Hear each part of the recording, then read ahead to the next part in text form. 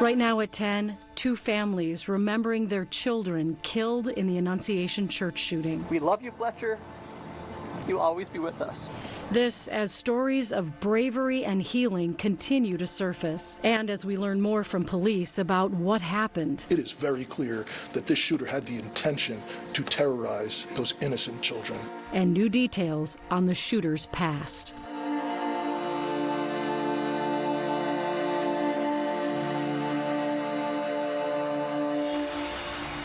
Right now, a massive memorial outside Annunciation Church, growing bigger a day after that senseless, devastating shooting. Thanks for joining us tonight. I'm Julie Nelson. In the last few hours, families of the children who died shared their names and pictures. 8-year-old Fletcher Merkel, who loved fishing and sports, and 10-year-old Harper Moisky. Her family says she touched everyone who knew her.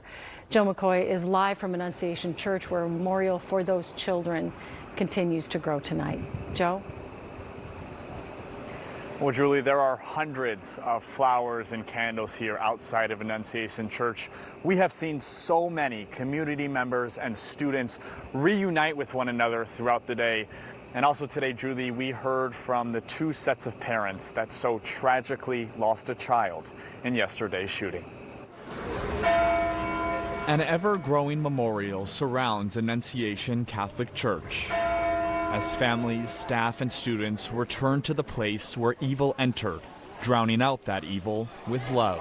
I can't explain the relief I feel for the kids I see here today and the absolute heartbreak for the families that don't have a kid coming home to them. One of those families is the Merkel family. With Annunciation's principal by his side, Jesse Merkel told the world about his 8-year-old son Fletcher, who was killed in the shooting. Fletcher loved his family, friends, fishing, cooking, and any sport that he was allowed to play. Holding back tears, Jesse urged people to remember Fletcher for who he was, not the act that ended his life. While the hole in our hearts and lives will never be filled, I hope that in time our family can find healing. The family of 10-year-old Harper Moisky, who was also tragically killed Wednesday, says their daughter's light will always shine through them. They say, quote, Harper was a bright, joyful, and deeply loved 10-year-old whose laughter, kindness, and spirit touched everyone who knew her. Our hearts are broken not only as parents, but also for Harper's sister, who adored her big sister and is grieving an unimaginable loss. As a family, we are shattered, and words cannot capture the depth of our pain.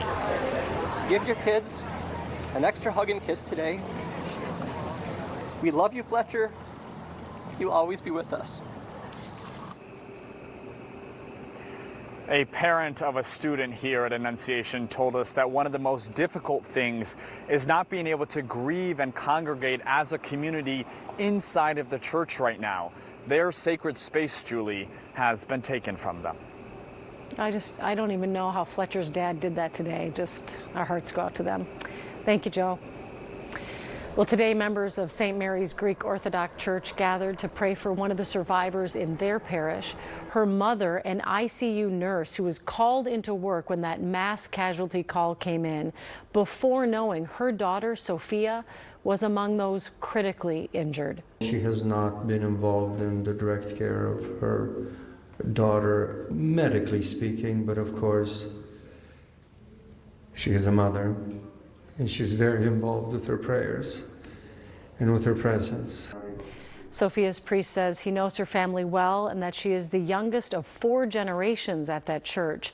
He says she is out of surgery but is still in critical condition tonight. We're also learning more tonight about the horrific moments that occurred during the shooting. Raya Katene has the latest now from police. The active threat may be over at this South Minneapolis church and school. But the nightmare hasn't ended, as authorities confirm the number of victims in Wednesday's shooting has grown to 20. Yesterday, Minnesota was attacked. An attack during Mass at Annunciation Catholic School left 2 children dead and 18 people injured, most of them also kids. Pure, indiscriminate hate. The acting U.S. attorney for Minnesota says the investigation is currently focused on confirming the shooter acted alone and finding a possible motive. The shooter expressed hate towards almost every group imaginable. There appears to be only one group that the shooter didn't hate. One group of people who the shooter admired. This deep admiration for other school shooters, Thompson says, was discovered by investigators sifting through hundreds of pieces of evidence collected through search warrants at 3 homes in Minneapolis, Ridgefield, and St. Louis Park. At the church, they recovered 116 rifle casings, 3 shotgun shells, and discovered a live round in a pistol, which appeared to have malfunctioned. I grew up Catholic. I have children myself. It's very, very bothersome to me. Minneapolis Police Chief Brian O'Hara says investigators have interviewed dozens of friends and relatives but have been unable to reach the shooter's mother. It was just an unthinkable scene inside of that church with all of these children injured, with so many others scared, trying to rescue them, bring them to a place of safety. He says his officers have trained for such a scenario, but that alone may not be enough. You know, the reality is, our schools, our houses of worship, also have to prepare for this because it has become far too common in our society. Authorities also tell us the shooter had no criminal background, was never on the FBI's radar, and they believe all 3 guns used were purchased legally. They also say the church locking its doors during Mass likely prevented this from being even worse, since the shooter was unable to enter the building. Julie. Thank you, Raya. AJ Legault and our investigative team have been digging into that shooter's background and history and continue to learn more. Within a half an hour of the shooting, 2 pre-scheduled videos appeared to YouTube. They tell a story of hate. I was in the same class with him. It was very devastating. Josefina Sanchez knew the killer as a child, a fellow student at another Twin Cities Catholic school, St. Agnes in St. Paul. So I was watching the news, and then they're trying to figure out who it was, and then I seen his picture pop up. And I was like, hey, he looks familiar. You guys were in 6th grade together. 6th grade and 7th grade. Josefina knew the shooter as Robert. They appear on the same page of the school's 2014-2015 yearbook. And he was fascinated with World War II, so that was definitely a red flag. When you said fascinated with World War II, do you mean Nazis? Yes, yeah. Hitler? Right, Hitler, Nazis. He would salute. Yes, he would salute to Hitler. The coded notebooks for Josefina also bring back memories of her classmate.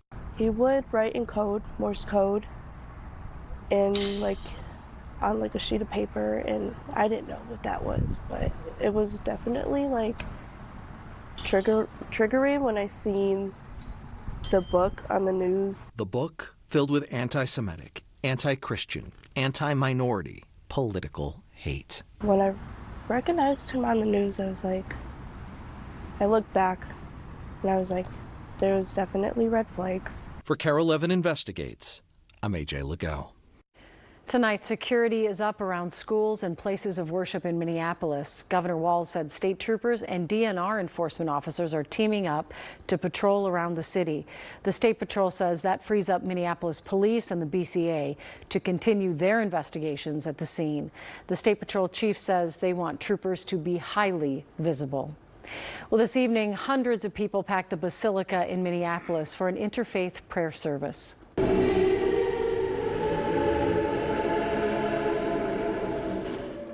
The vigil brought people together from all faiths to pray for those affected and lift up the community. They also prayed for peace. We'll be right back with your forecast and more news of the day. Just into our newsroom tonight, a man has died after being shot by a SWAT team following an hours-long standoff in West St. Paul.